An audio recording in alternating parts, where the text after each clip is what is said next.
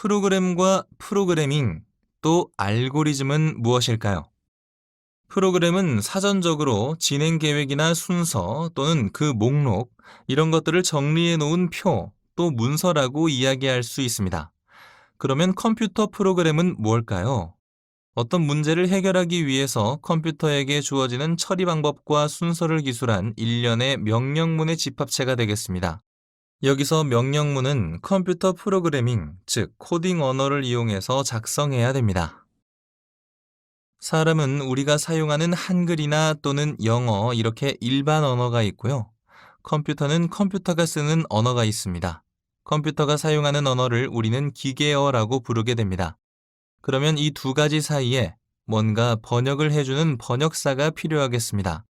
이것을 우리는 컴파일러라고 부르게 되고요. 컴퓨터에 가까운 기계어에서 좀 더 사람하고 컴퓨터 사이에 있는 몇 가지 언어들이 있습니다. 그래서 컴퓨터에 가까운 언어를 로우 레벨 언어, 사람에게 가까운 언어를 하이 레벨 언어라고 부르고요. 로우 레벨 언어에는 기계어, 어셈블리어가 있겠고요. 사람에게 가까운 하이 레벨 언어에는 C나 자바 이런 언어가 있겠고, 좀 더 사람에게 가까운 파이썬이라는 언어가 있겠습니다. 프로그래밍이란 무엇일까요? 사전적으로 프로그램을 만드는 것 또는 프로그램을 만드는 과정이다라고 이야기할 수 있습니다. 좁은 의미에서 컴퓨터 프로그래밍 언어를 이용해서 작성하고 실행 파일을 생성하는 코딩이다 라고 얘기할 수 있고요. 프로그래밍이 넓은 의미에서는 프로그램 사용자의 요구사항을 분석하고 또 설계하고 코딩 테스팅하는 전체적인 개발 과정을 의미하기도 합니다. 이러한 코딩은 이전에 얘기했듯이 사람의 언어에서 또는 하이레벨 언어에서 컴퓨터가 이해할 수 있는 로우 레벨 언어로 변환을 해야 되는데요. 이것을 우리는 컴파일러 또는 인터프리터라고 부릅니다. 사람이 만든 언어를 프로그래밍 코드를 소스 코드라고 부르고요. 컴퓨터가 실행할 수 있는 형태로 변환된 것을 우리가 실행 코드라고 부릅니다.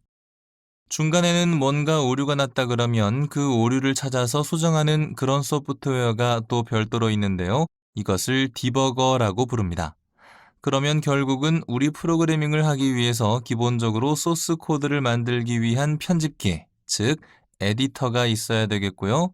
그러면 소스 코드를 컴퓨터가 이해할 수 있는 언어로 변환하는 컴파일러 또는 인터프리터가 있어야 되겠고요. 또 오류가 났다면 그 오류를 쉽게 찾아주고 또 수정할 수 있는 디버거라는 소프트웨어도 필요하겠습니다. 즉, 프로그램을 개발하는 코딩에 필요한 여러 가지 프로그램들이 있는데 이러한 프로그램들을 한 곳에 모아놓은 것, 이것을 우리는 IDE, Integrated Development Environment, 즉 통합 개발 환경이라고 부릅니다. 프로그래밍이 넓은 의미에서 프로그램의 사용자 요구 사항을 분석하고 설계, 코딩, 테스팅 등 전체적인 개발 과정이라고 얘기를 했는데요.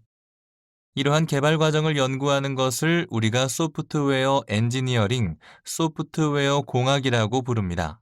그러면 프로그램과 또 소프트웨어는 어떤 차이가 있을까요?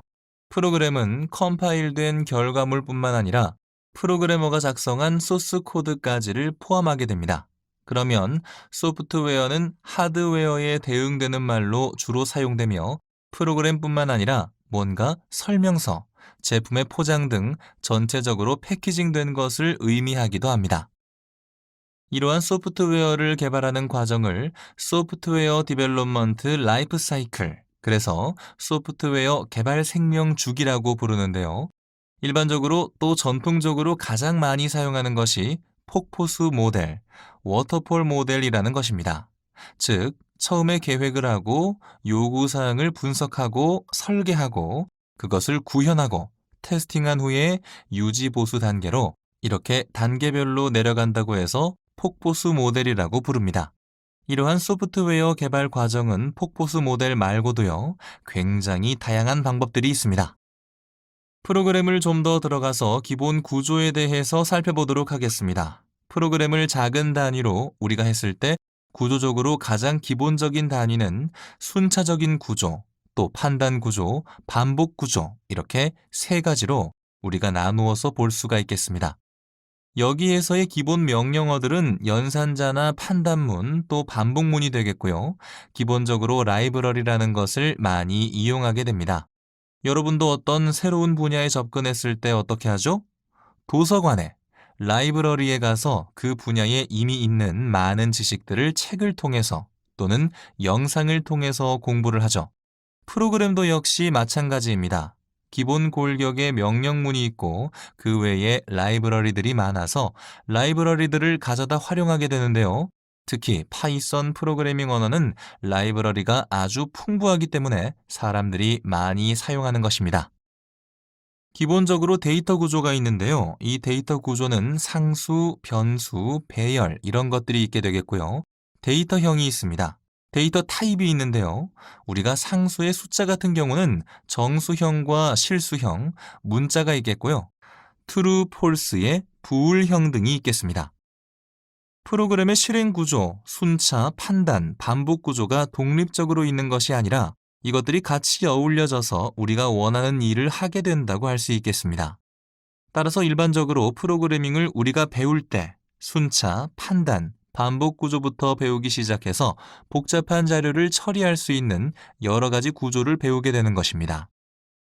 이렇게 순차, 반복, 판단의 여러 가지 구조를 여러분들이 쉽게 이해할 수 있도록 하기 위해서 우리가 구글에서 나온 브로클리 게임이라는 것을 이용해서 여러분들이 게임을 하면서 순차와 판단과 반복 구조를 자연스럽게 익힐 수 있는 것을 소개하도록 하겠습니다. 브로클리 게임이라는 사이트에 여러분들이 들어가면 언어를 한국어로 하면 한국어로 나타나게 됩니다. 먼저 보면 전체적으로 8가지의 단계가 있고요. 각 단계별로는 10개의 게임들이 들어가 있습니다. 여러분들이 10단계까지 이걸 전체적으로 다 푼다면 이후에 우리가 공부를 하는데 많은 도움이 될 것입니다. 먼저 간단히 같이 살펴보도록 하죠. 첫 번째 퍼즐은 브로콜리의 어떤 모양과 조각들이 쉽게 서로 어떻게 연결되는지를 간단히 소개합니다. 이제 두 번째 단계가 코딩에 연결된 것인데요. 여기 미로찾기에서는 루프와 조건, 즉 반복과 조건에 대해서 소개를 하게 되고요. 세 번째의 버드는 조건문에 대한 어떤 심층 분석이나 제어 흐름을 좀 더 복잡하게 어떤 조건으로 탐색하는 것을 여러분들이 공부하게 되고요. 거북이는 루프, 그래서 반복을 어떤 중첩된 반복을 연습하게 되고요. 여기 동영상은 수학 방정식에 대한 소개나 수학을 사용하는 영화에 애니메이션을 적용하게 됩니다. 이렇게 너무 길었는데 우리가 한 단계씩 한번 살펴보도록 하죠. 같이 해볼까요? 여러분도 들어가서 먼저 퍼즐을 클릭해 보도록 하겠습니다. 퍼즐을 클릭하면 각각의 동물이 나오고요. 동물을 상징하는 블록들이 나옵니다. 이것들을 서로 연결해 보라는 의미가 되겠습니다. 일단 여기 오리가 있는데요. 오리 블록이 있는데 오리 사진을 연결하면 이것이 오리가 되겠고요. 이 오리는 어떠한 특성을, 어떠한 성질을 갖게 되는가, 이런 것들을 여기에 연결합니다. 오른쪽에 보니까 깃털이 있는데요. 오리는 깃털에 해당이 되고요. 혹시 오리는 모피가 있나요? 사용 안 될 것 같죠? 이것을 전체적으로 맞추면 잘 맞았는지 틀렸는지를 판단하게 될 것입니다. 여기 보면 벌이 있고요. 달팽이, 고양이 이렇게 4가지를 각각에다가 연결을 하고 그것들의 특징을 보면 되겠습니다. 여러분들, 이것을 따라해서 성공을 해보기 바랍니다. 그 다음에 진짜 본격적인 코딩에 대해서 들어가 보면요. 미로가 있습니다. 미로가 있는데요. 되게 다양한 미로가 있는데 위에 보니까 지금 현재는 1단계고요. 마지막 단계가 10단계가 되겠습니다. 이걸 통해서 여러분들은 순차적인 구조나 반복 구조에 대해서 익히게 됩니다. 일단 프로그램을 한번 실행해 볼까요? 현재 상태에서 이렇게 보면 여러분들은 아마 앞으로 가기가 하나가 있는 것을 확인할 수 있을 텐데요. 이렇게 코딩을 한 후 프로그램 실행하니 한 칸을 앞으로 갔습니다. 그렇다면 목표점에 도달하기 위해 앞으로 가기를 한 번 더 해야 되겠습니다. 그래서 프로그램을 실행하면 앞으로 가기 2번을 해서 성공을 했고 자바스크립트, 이렇게 코드도 생성을 해주게 됩니다. 좀 더 복잡한 문제 2단계로 가겠습니다. 앞으로 간 다음에 여기서는 왼쪽으로 돌고 다시 오른쪽으로 돌겠습니다. 앞으로 간 후에 왼쪽으로 돌고 그 다음에 앞으로 간 후에 오른쪽으로 돌고 그 다음에 어떻게 해야죠? 앞으로 한 번 더 가야 되나요? 코딩 후 실행을 해보겠습니다. 네, 성공을 했습니다. 그래서 이렇게 자바스크립트 5줄로 문제를 해결했습니다. 이런 방식으로 우리는 간단히 연습을 해보았습니다. 세 번째는 새가 되겠습니다. 새를 클릭하면요, 이렇게 돼 있죠? 현재 이 새가 둥지까지를 날아가야 되는데 중간에 이렇게 지렁이를 먹고 둥지로 날아가게 하겠습니다. 현재 그냥 상태에서 방향 90도인데요. 그대로 프로그램을 실행해보면 앞으로 쭉 따라가고 있습니다. 그러면 새의 방향을 어떻게 해야 될까요? 각도를 바꿔야 되겠죠? 몇 도로 바꿀까요? 45도로 방향을 바꿔서 날아가면 되겠습니다. 그래서 지렁이를 먹고 둥지로 안착을 했습니다. 이러한 동작을 새에서 하게 되는데요.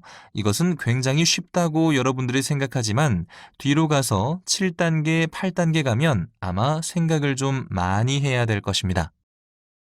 그래서 두 번째 단계는 새가 직진을 해서 지렁이를 먹은 다음에 다시 방향을 틀어서 둥지로 날아가야 되겠습니다. 네 번째는 거북이입니다. 거북이를 통해서 여러분들은 중첩 루프를 하는 것을 배우게 됩니다. 이렇게 사각형을 그리게 되는데요. 했을 때 앞으로 가기를 쭉 했습니다. 여기 보면 거북이가 있고요. 반복이 있습니다. 반복을 하나 가져와서요. 앞으로 간 후에 그 다음에 어떻게 해야 되죠? 앞으로 간 후에 거북이가 방향을 바꿔야 되겠습니다. 오른쪽으로 방향을 바꾸죠. 그 다음에 이걸 4번 반복하죠.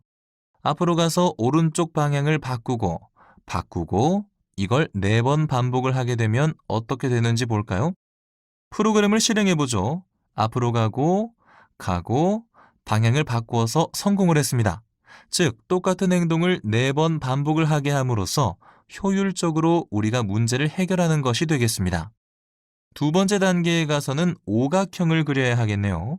여러분들이 이것도 꼭 성공을 10단계까지 해보기 바라겠습니다. 그 다음에 동영상이 있고요. 동영상에서는 점점 난이도가 올라가죠.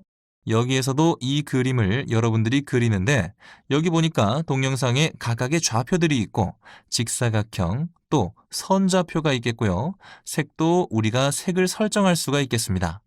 그래서 여러 가지 여기에 맞는 색을 해서 여러분들이 그림을 그려보도록 하면 되겠습니다. 그 다음에 음악 부분에서는 어떤 함수를 이용해서 여러분들이 구현을 하는 것을, 즉 음악을 만들어 볼 수 있습니다.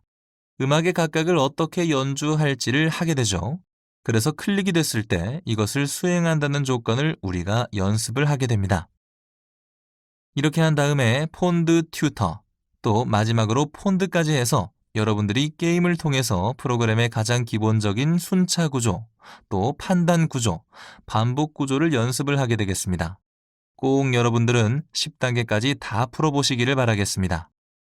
이것으로 강의를 마치도록 하겠습니다.